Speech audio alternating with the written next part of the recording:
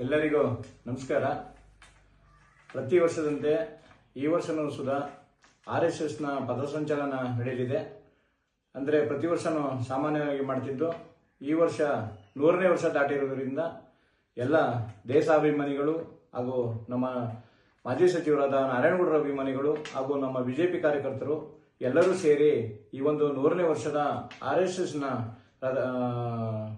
ಈ ಒಂದು ಕಾರ್ಯಕ್ರಮಕ್ಕೆ ಎಲ್ಲ ನಮ್ಮ ಕಾರ್ಯಕರ್ತರು ಈ ಒಂದು ಪಥಸಂಚಲನಕ್ಕೆ ತಾವೆಲ್ಲ ಆಗಮಿಸಬೇಕು. ನಾಳೆ ನಡೆಯುವ RSSನ ಪಥಸಂಚಲನ ಕಾರ್ಯಕ್ರಮಕ್ಕೆ ತಾವೆಲ್ಲ ಆಗಮಿಸಿ ಈ ಒಂದು 100ನೇ ವರ್ಷದ ಕಾರ್ಯಕ್ರಮಕ್ಕೆ ತಾವೆಲ್ಲ ಕೈ ಜೋಡಿಸಬೇಕು. ಈ ಒಂದು ನಮ್ಮ ಸನಾತನ ಧರ್ಮದ ಉಳಿವಿಗಾಗಿ, ನಮ್ಮ ದೇಶದ ಉಳಿವಿಗಾಗಿ ಇಂಥ ಒಂದು ಕಾರ್ಯಕ್ರಮಕ್ಕೆ ತಾವೆಲ್ಲ ಬಂದು ಕೈ ಜೋಡಿಸ್ಬೇಕಂತ ಹೇಳಿ ಈ ಮೂಲಕ ಪ್ರಾರ್ಥನೆ ಮಾಡ್ಕೊಳ್ತಾ ಇದ್ದೇನೆ.